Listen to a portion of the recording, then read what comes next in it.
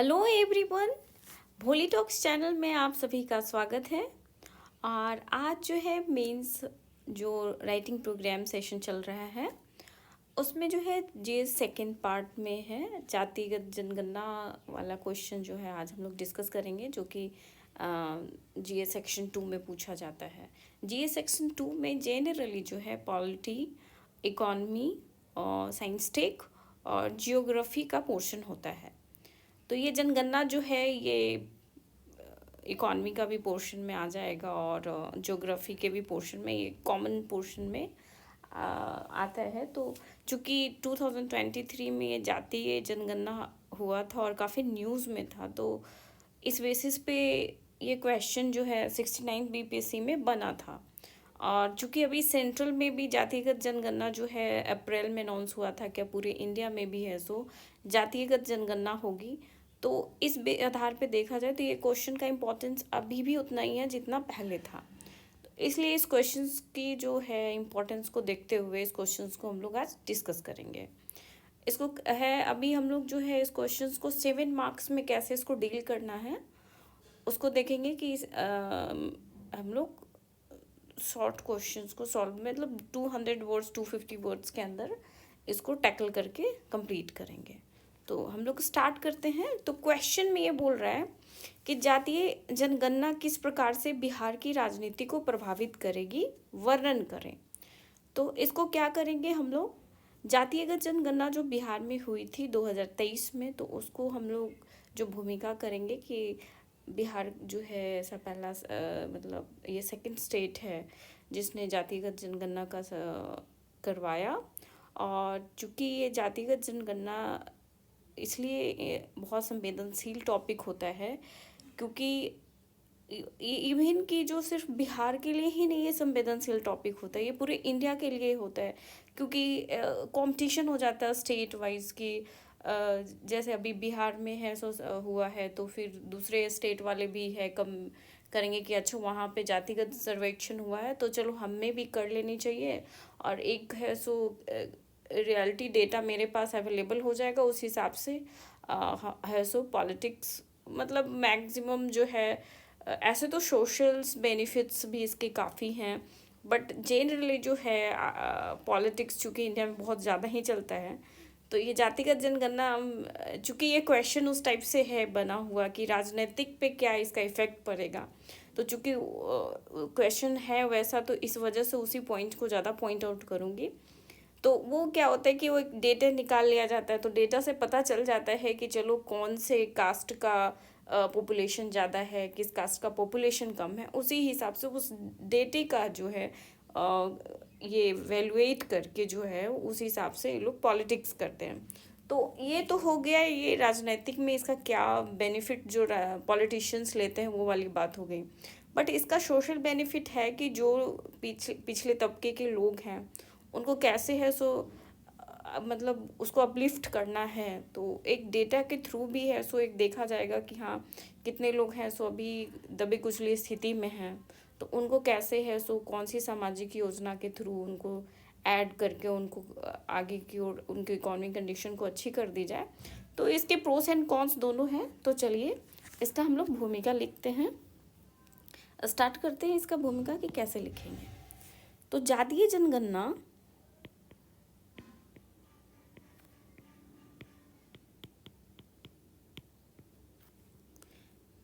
बिहार के साथ साथ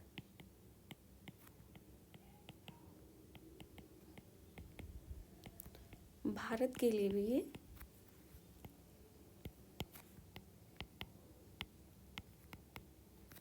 भारत की राजनीति में भी जो है संवेदनशील रहा है, संवेदनशील विषय रही है ये।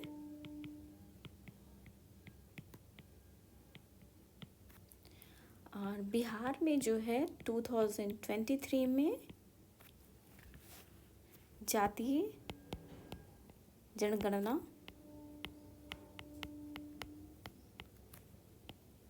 का आयोजन किया गया था।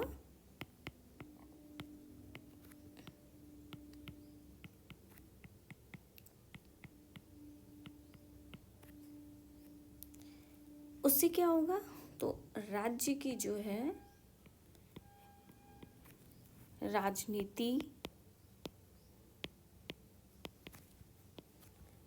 सामाजिक, राजनीति और समाज पर प्रभाव पड़ेगा।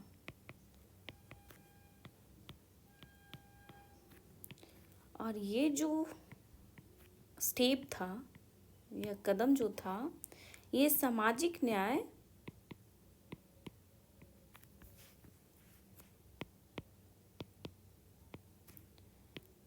न्याय की राजनीति, संसाधनों के वितरण, चुनावी रणनीति की दिशा, चुनावी रणनीति की दिशा में महत्वपूर्ण साबित हुआ।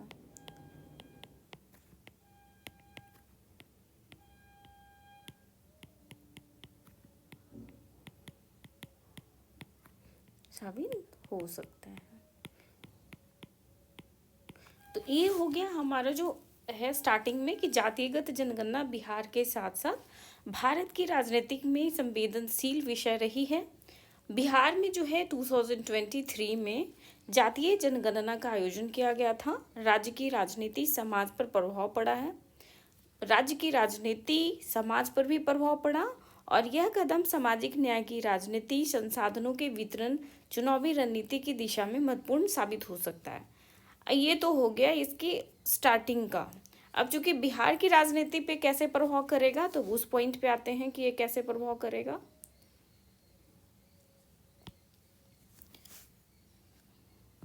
बिहार की राजनीति पे प्रभाव,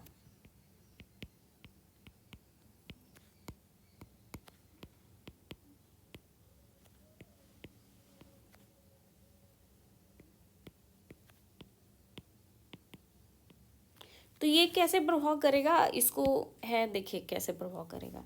जैसे जितने भी हैं, एससी है, एसटी है, ओबीसी है, ईबीसी है, बीसी है, तो चूंकि ये सेंसस के थ्रू जो है ना, उनका जो है डेटा क्लियर हो गया है कि सबसे ज़्यादा ओबीसी है या सबसे ज़्यादा ईबीसी है, ओबीसी में कौन सा कास्ट सबसे ज़्यादा है, तो यादव है। तो इस तरीके का डेटा चूंकि है सब लोग के पास अवेलेबल हो गया। तो चूंकि ये अब ये रियल डेटा अवेलेबल हो जाने की वजह से क्या होगा, अब उसमें है रिजर्वेशन का इशू है उठाया जाएगा, पॉलिटिकल इशू एक बना दिया जाएगा, और इससे है सो रिजर्वेशन का इशू तो होगा ही होगा, और साथ में होगा कि पॉलिटिकल जो है लोग जो जिस कास्ट के ज़्यादा रहेंगे, तो जहाँ से जो भी विधानसभा होगा, तो चूंकि देखेंगे कि कहाँ पे किस विधानसभा में सबसे ज़्यादा किस कास्ट के लोग हैं, तो वहाँ से वो वैसे ही उसी जाति के कैंडिडेट को वो अप्रोच करेंगे। तो ये बिहार की राजनीति पे प्रभाव, तो इसको हम लोग डील करते हैं कि कैसे हम लोग लिखेंगे। बहुजन राजनीति को बल मिलेगा,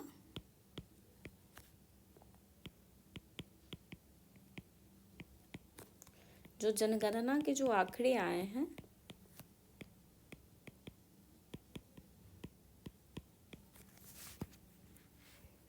grade general, BC, EBC, SC है, एसटी है, जिससे है ना वर्गों की जो है ना रियल वास्तविक संख्या का उजागर हो गया है,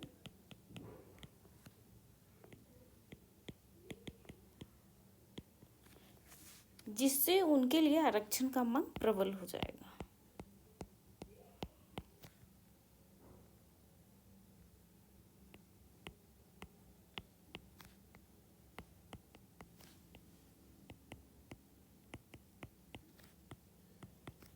का मांग प्रबल हो जाएगा।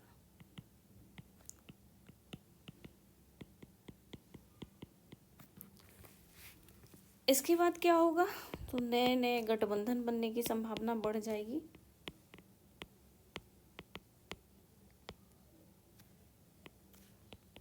नए गठबंधन की संभावना,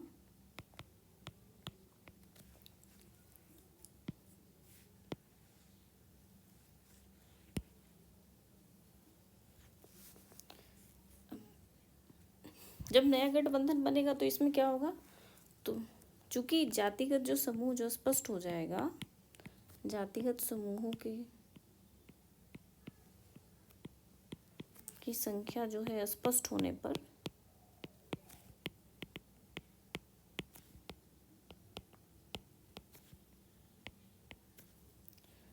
चुनावी दल जो है अपना प्रत्याशी खड़ा करेंगे।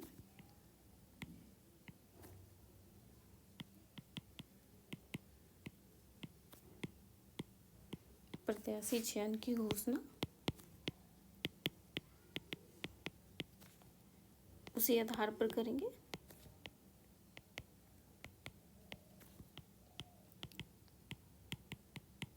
ये तो हो गया इसका दूसरा पहलू। अब आते हैं इसका तीसरा पहलू। तीसरा पहलू क्या होगा, तो सत्ता संतुलन में परिवर्तन होगा।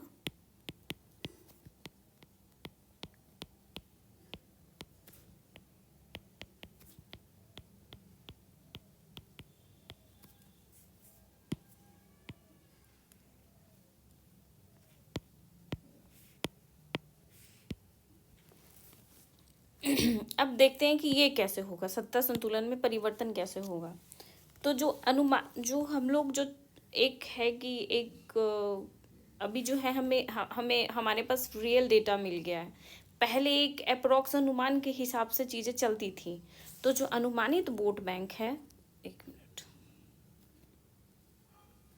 जो अनुमानित वोट बैंक है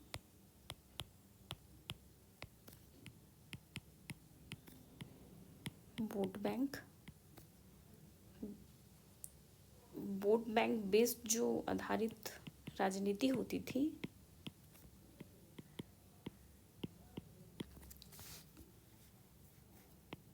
अब वो है वास्तविक आंकड़े पे शिफ्ट हो जाएगा।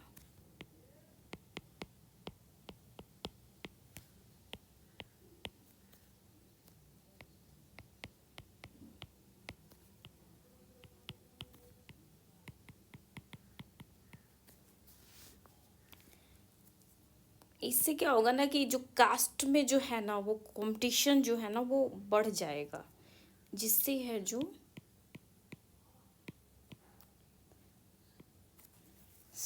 जिससे जाति का चुनौती और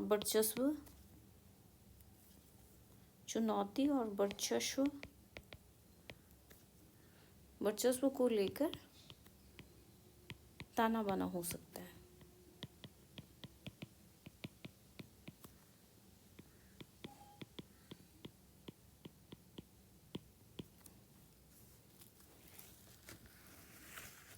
अब निष्कर्ष पे आते हैं कि फाइनली जो है क्या निष्कर्ष निकलता है।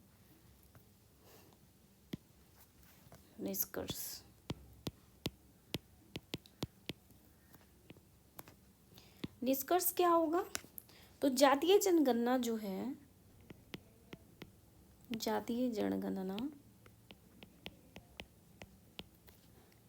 बिहार को जो है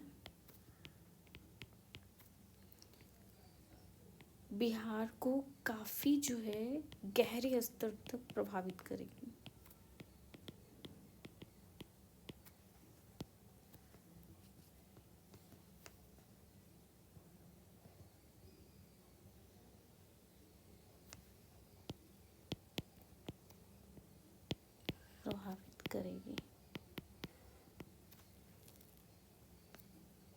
जहाँ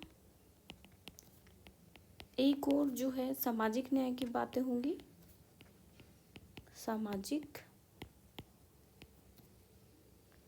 न्याय, वहीं दूसरी ओर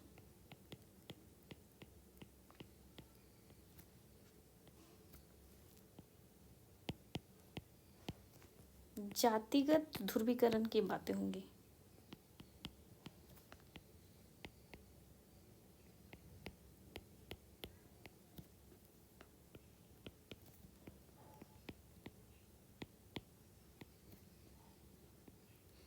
जोखिम भी ला सकती है।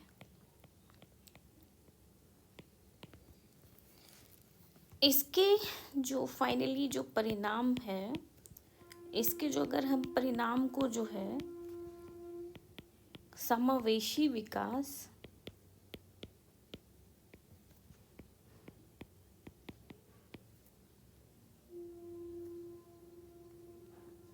समान अवसर,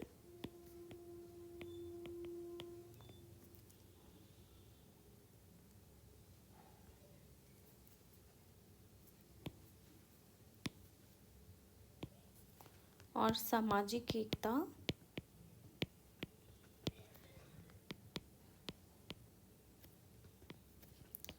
से जोड़कर देखने की आवश्यकता है।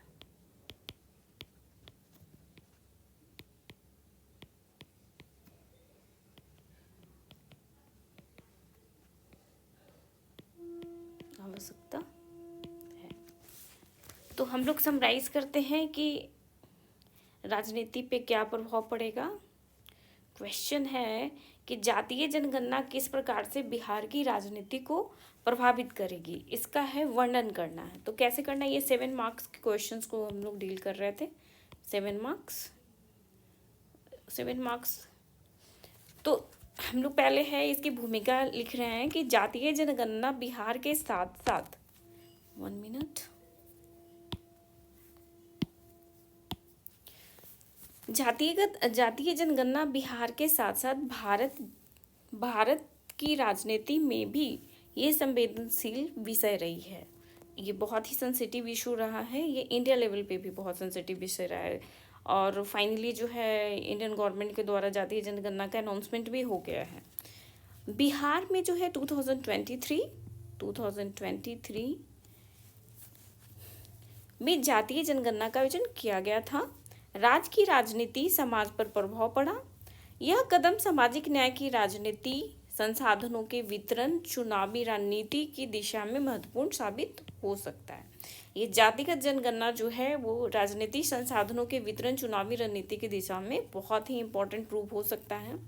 अब राजनीतिक प्रभाव क्या है, बिहार की राजनीति पे प्रभाव, तो बहुजन राजनीति का बल मिलेगा, जिसमें जो है जनगणना के आंकड़ों का जो जैसे है यूज़ किया जाएगा, जैसे जनरल कितने परसेंट है, बीसी कितने परसेंट है, एबीसी कितने परसेंट है, एससी एसटी का पूरे डेटा चूँकि सारे लोगों के पास अवेलेबल रहेगा, तो उन वर्गों की जो है रियल नंबर्स है सो रिवील हो जाने की वजह से उनके लिए जो है रिजर्वेशन की मांग जो है ना वो ज़्यादा हो जाएगी। जैसे जिस भी कास्ट का ज़्यादा ही पॉपुलेशन है तो उनके अपने में ही कंपटीशन बहुत ज़्यादा बढ़ जाएगा सीट के लिए।